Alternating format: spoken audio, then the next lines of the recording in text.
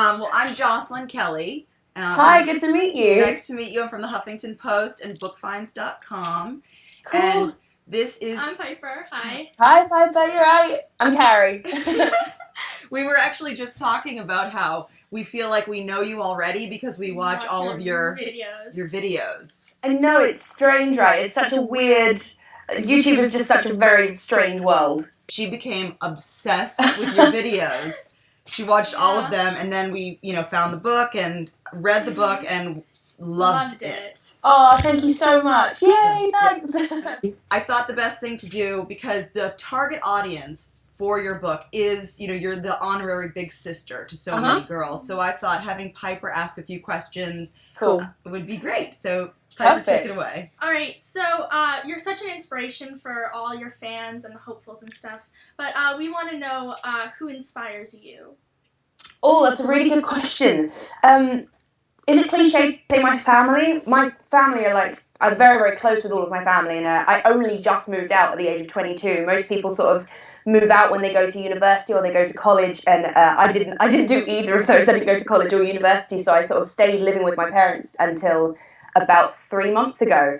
And so, yeah, I'm massively inspired by my parents, and there's a chapter in the book about how things got so much easier when I realised that they're also human and they're not perfect people who, were destined to show me the perfect ways to do everything. And the moment that I realised that they are just people too, relationship with them became so much easier, and I suddenly understood the complexity of them as people, and it's just, they're amazing people. They're really, really amazing people. And my brother as well. My brother's 7 years older than me. There's quite a big gap between us, which I think has always helped the fact that we don't squabble like a lot of siblings do when there's such a small age gap. It was always more he was very protective of me.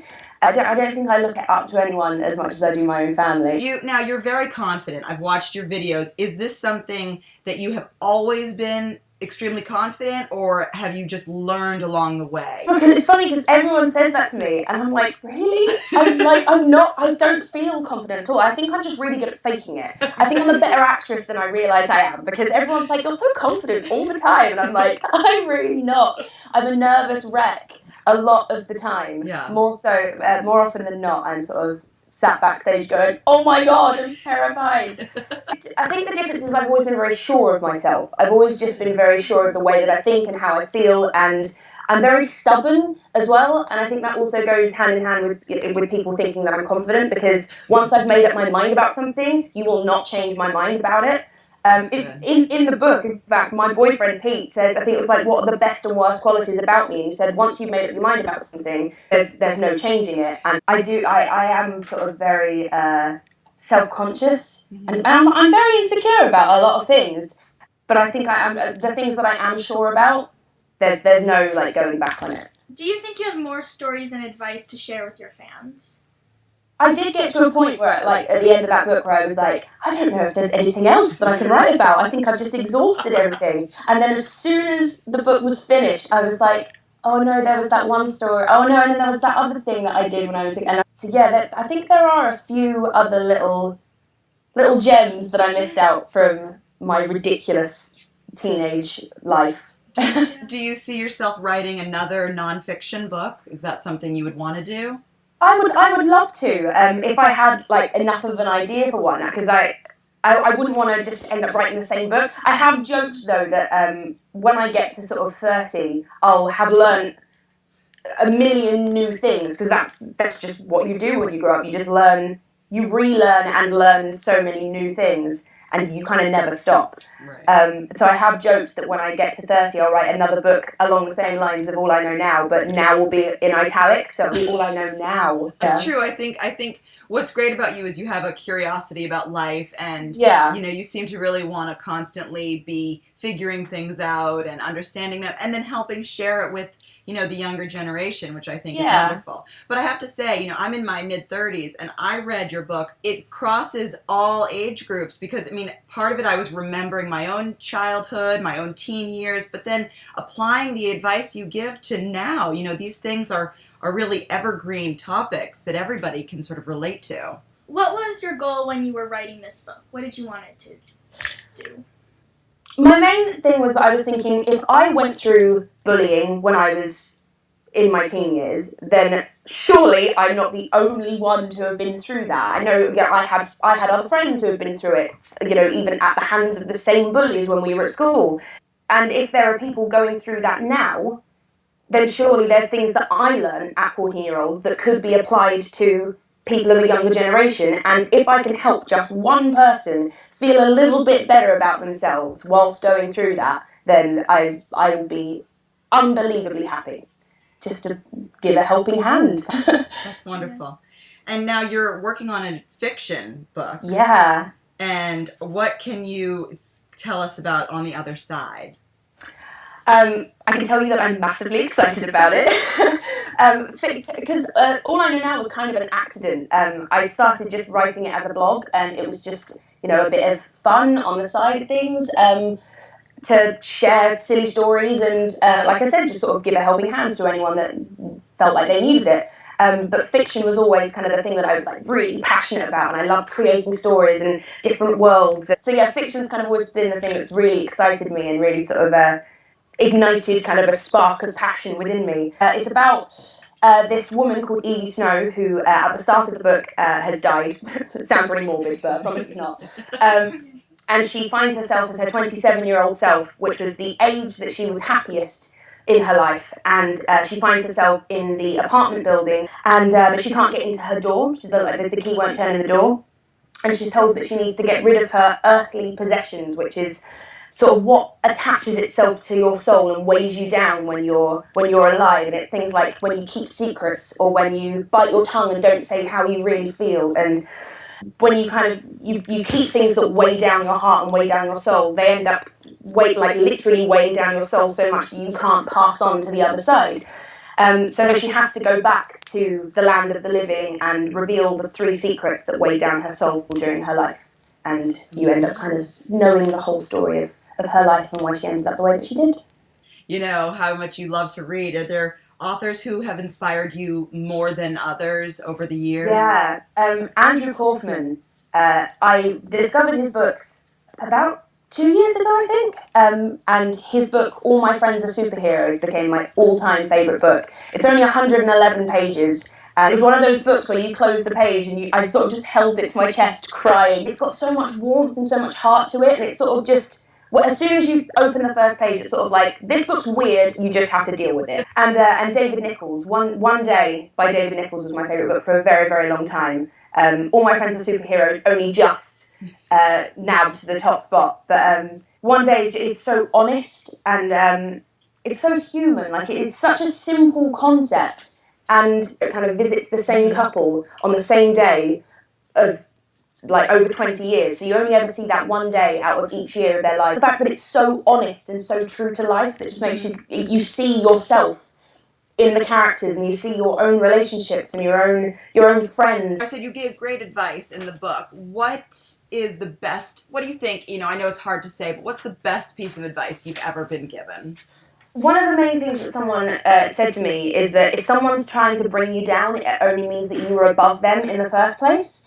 And I'm really bad for, as soon as someone says something to me that sort of, riles me up, I instantly want to be like, no, you're wrong, to want to put them right. But as soon as I think of that, I'm like, no, it's fine. I'm already in a sort of a higher moral ground because they're trying to bring me down. So that obviously means that I'm, they feel like I'm above them in the first place. So I'm not gonna do the work for them and bring myself down to their level. That's something you're going to encounter in life all the time. And It's surprising how much, even as an adult, you're going to continue to encounter people who are just kind of mean and for no reason. Completely. I think that's the horrible thing, is that when you come out of school, you suddenly realise that it doesn't end at school. When people are being mean, or people are bullying you, or saying condescending things or making you feel rubbish, you suddenly realise that doesn't just end at school. But so many people say it gets better, but I think it's actually just a case of you get better at dealing with it. Yeah. And it does get better in the sense that you just know how to handle it better than you did before. So it does get better, just in a roundabout way. I think that's the best way to explain it. I think you really hit the nail on the head. It is, you get better, and so therefore it does get better, but it starts with you, and I think that's, the ultimate goal. Do you have any advice for teens or adults wanting to write books? Don't be afraid of just writing, because the horrible thing is when you're just faced with a blank page. Like, so many people say that, just that blank page is the scariest thing on the planet when you want to write something or you want to start something new. And my brother always says, dare to suck. Like, don't be afraid for it to be awful. Yeah. Because, what you think might be completely terrible, it might spark off an idea for something better, or someone else might say to you, actually, that could be turned into this, or I just had another idea. It can be worked on and can create something that you totally didn't expect. So don't be afraid just to write, even if it's awful. It's just about getting that initial few sentences out, and then it'll start. So in one of your videos, you said you have a half-finished book from when you were about my age. Do you ever plan on finishing the book?